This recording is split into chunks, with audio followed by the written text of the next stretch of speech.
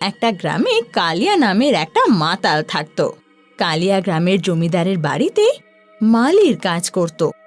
কালিয়া সারা দিন মদ খেয়ে মাতাল থাকতো, আর জমিদারের এটাই পছন্দ হতো না। একদিন কালিয়া মনে গুনগুন করতে করতে ফুলে জল দিচ্ছিল। আরে একটানেতে গ্লাস ফিনিশ সঙ্গে পাপড়ি চাট, শুকনো ভেজা পাঞ্চ করে রাখ, গুরু কিউহা লাট। তখনই জমিদার সেখানে রেগে মেগে এসে ওকে বলে, ওই এইসব ফাটা গলার আওয়াজে গান টান গাওয়াটা বন্ধ কর তো। কালিয়া মদে মাতাল হয়ে জমিদারের দিকে তাকিয়ে বলে, জমিদার, আমি গান গাইছি তো তোর এত ফাটছে কেন বে?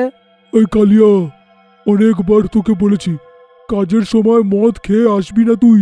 জমিদারের এই কথা শুনে কালিয়ার মাথা যেন চরম হয়ে যায়।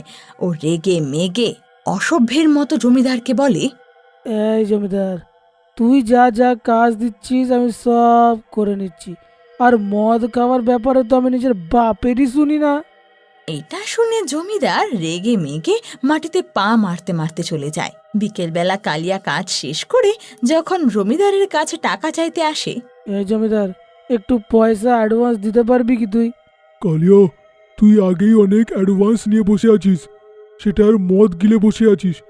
তোর বাপ দাদা এখানে কোনো খাজানা ফেলে যায়নি, হ্যাঁ, যে তোকে অ্যাডভান্স দিয়েই যাব আমি। জমিদারের এই কথা শুনে কালিয়া আরো রেগে যায়। জমিদার, তোমার সব গাছগুলোতে ভালো করে আমি জল ঢালি, তার বিনিময়ে একটু টাকাও আমায় দিতে পারবে না? তোর বউয়ের কথা রেখে তোকে আমি কাজে রেখেছিলাম, তুই জবের থেকে কাজে এসছিস, সব গাছপালাগুলো খারাপ করে দিয়েছিস। তোকে আর আমি কাজে রাখবই না, যা বেরিয়ে যা। ভদ্রভাবে কথা বল তুই। কালিয়ার এই কথায় জমিদার এবার তেলে বেগুনে জ্বলে ওঠে।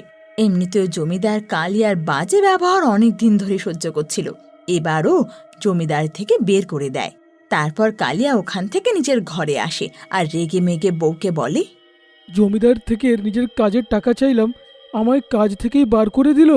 এটা শুনে বিন্দিয়া কালিয়াকে রেগে বলে, নিশ্চয়ই তুমি তার কাছে আবার অ্যাডভান্স চেয়েছো না, আর বাজে ব্যবহার তো নিশ্চয়ই করেছো। ওইসব ছাড়ো বিন্দিয়া, কিছু টাকা থাকলে একটু আমায় দাও না। হ্যাঁ হ্যাঁ, আমি জানি তুমি আমার কাছ থেকে টাকা কেন চাইছো। সে টাকা দিয়ে আবার মদ গিলবে না, চলে যাও এখান থেকে। তখনই গ্রামের প্রধান আসে আর বিন্দিয়ার দিকে তাকিয়ে বলে, বিন্দিয়া, তোমরা স্বামী স্ত্রীরা খুব ঝগড়া করো, বাইরে অব্দি পুরো আওয়াজ আসে। এটা বলে প্রধান কালিয়াকে বলে, তোর মদ খাওয়ার এই অভ্যেসটা গ্রামের নামটা বদনাম করেছে। তখনই বিন্দিয়া রেগে মেগে প্রধানকে বলে, তুইও বেরিয়ে যা এখান থেকে প্রধান।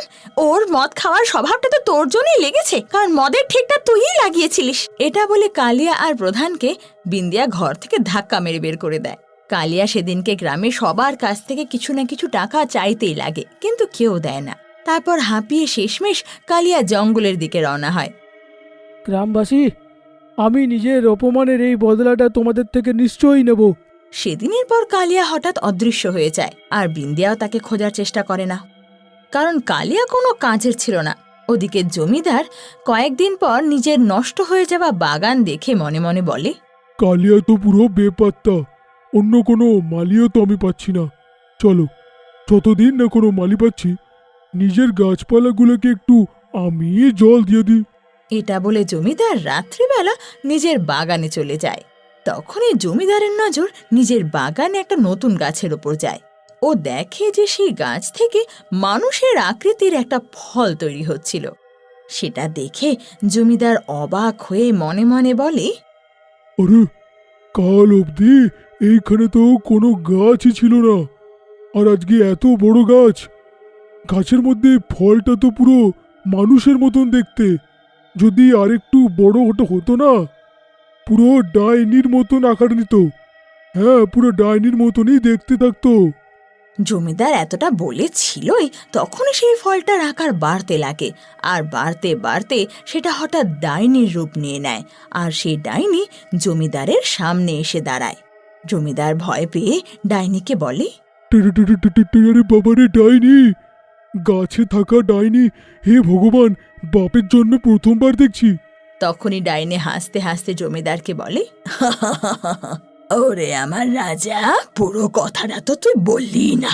আসল কথাটা এটা যে গাছে ফলা ডাইনি এই প্রথম আর শেষবার দেখলি তুই, কারণ তোকে তো মেরে ফেলবো আমি। এটা বলে সেই ডাইনি জমিদারকে মেরে তার রক্ত খেয়ে নেয় আর জমিদারের বাড়ি থেকে বেরিয়ে গ্রামের দিকে তাকিয়ে বলে, কতদিন পর মুক্ত হলাম। জানি একটা গাছ থেকে আমার জন্ম হয়েছে, তবে মুক্ত তো হয়েছি। কতদিন পর মানুষের রক্ত খেলাম। এটা বলে ডাইনি এগিয়ে যায়। কিছু দূর এগিয়ে যেতে ও রাস্তায় একটা মাতালকে দেখতে পায়। সেটা আর কেউ নয়, গ্রামেরই এক মাতাল ভীমা ছিল, যে সারাদিন কালিয়ারি মতো মাতাল থাকতো সারাদিন। ডাইনি তখন ভীমার সামনে আসে। আরে শালা চোরের বাচ্চা, মুখিয়ার ছেলে, কি এমন মদ খাইয়েছে রে? পুরো মনে হচ্ছে যে আমার সামনে কোনো ডাইনি এসে আমাকে দেখছে। ডাইনি ভীমাকে দেখে রেগে মেগে বলে, আরে আমার মদখোর মাতাল রাজা, তোর সামনে ডাইনি দাঁড়িয়ে আছে। এটা বলে ডাইনি ভীমাকে মেরে দেয় আর সেখান থেকে এগিয়ে যায়। কিছু দূর এগিয়েও একটা মদের দোকানে পৌঁছায়। দোকানের মালিক প্রধানের ছেলে দোকান বন্ধ করতেই যাচ্ছিল, কিন্তু ডাইনিকে সামনে আসতে দেখে ভয়ে কাঁপতে লাগে। হে ভগবান, এ আমার সামনে ডাইনি! এই যা এখান থেকে, আমার বউ এর থেকে খুব ভালো দেখতে। হ্যাঁ, কিন্তু ডাইনি প্রধানের ছেলেকেও মেরে দেয় আর অদৃশ্য হয়ে যায়। পরের দিন সকালে জমিদার, ভীমা আর প্রধানের ছেলের মৃত্যুর খবর গ্রামে যেন আগুনের মতো ছড়িয়ে পড়ে। ভীমার স্ত্রী কাঁদতে কাঁদতে বলে, আরে আমার স্বামী তো কি ভালো ছিল গো, আমার স্বামীকে আবার কে মেরে দিল এভাবে? আমার ছেলেটা তো খুবই ভালো ছিল, আজ পর্যন্ত কোনোদিনও গালাগাল দেয়নি। তখনই গ্রামের মধ্যে সব থেকে বয়স্ক মহিলা গঙ্গা মাসি, যে একটু আধটু তন্ত্রমন্ত্র জানতো, রেগে মেগে প্রধান আর ভীমার স্ত্রীর দিকে তাকিয়ে বলে, তোমরা দুজন বাজে বকা বন্ধ করো। ভীমা একটা ভয়ঙ্কর মাতাল ছিল, আর প্রধান তোর ছেলে মদের ঠেকা চালাতো, আর তুই ওকে ভালো মানুষ বলছিস? আসলে এই গ্রামে যদি কেউ ভালো মানুষ ছিল, সেটা জমিদার মশাই ছিল। আর যেভাবে এদের তিনজনকে মারা হয়েছে, যে কোনো অন্ধ মানুষও বলে দেবে যে এদের তিনজনকে একটা ডাইনি মেরেছে, আর কেউ নয়। গঙ্গা মাসির এই কথা শুনে গ্রাম যেন স্তব্ধ হয়ে যায়। তখনই কালিয়া এক তান্ত্রিককে নিয়ে সেখানে আসে। কালিয়া তখন সবার দিকে তাকিয়ে বলে, গ্রামবাসীরা, এবার তোমরা বুঝতে পারবে আমায় অপমান করার কি ফলটা হয়। এই ডাইনি সবাইকে কেটে কেটে খেয়ে নেবে। তখনই কালিয়ার পাশে দাঁড়িয়ে থাকা তান্ত্রিক হাসতে হাসতে বলে, তোমরা সবাই এই ভালো ছেলে কালিয়াকে অপমান করে তাড়িয়ে দিয়েছিলে না? এ বেচারা জঙ্গলে বসেছিল, কান্নাকাটি করছিল, আর আমি ওকে তখনই দেখি, সব কিছু ওর থেকে আমি শুনি। তখনই আমি একে একটা পাতা দিই, সেই পাতাটা ওকে জমিদারের বাগানে আমি দিতে বলি। ওইখান থেকে একটা বড় গাছ হয়ে যাবে, যেখান থেকে ডাইনি জন্ম নেবে। ওই ডাইনি সবার রক্ত খাবে। যত শক্তিশালী ওই ডাইনিটা হয়ে যাবে, আমি আরো শক্তি পেয়ে যাব। তখনই বিন্দিয়া ভিড় থেকে বেরিয়ে এসে কালিয়ার সামনে দাঁড়িয়ে বলে, এটা তুমি কি বলছো? তোমার লজ্জা করে না? এটা তোমার গ্রাম। কালিয়া একটা জোরে থাপ্পড় মেরে ওকে বলে, চল সর এখান থেকে। আমি সববার বাড়িতে গিয়ে দরজা ধাক্কালাম, মদের পয়সা চাইলাম, কিন্তু কেউ দরজা পর্যন্ত খুলল না। তখনই গঙ্গা মাসি রেগে মেগে তান্ত্রিক আর কালিয়াকে বলে, তোরা এটা ঠিক করিসনি, তোরা হয়তো আমার শক্তির ব্যাপারে জানিস না। তখনই গঙ্গা মাসি হঠাৎ মন্ত্র পড়তে লাগে, আর দেখতে দেখতে ডাইনি ওর সামনে এসে যায়। ডাইনি রেগে মেগে গঙ্গা মাসিকে বলে, কে তুই আর কেন রেখেছিস আমায় এখানে?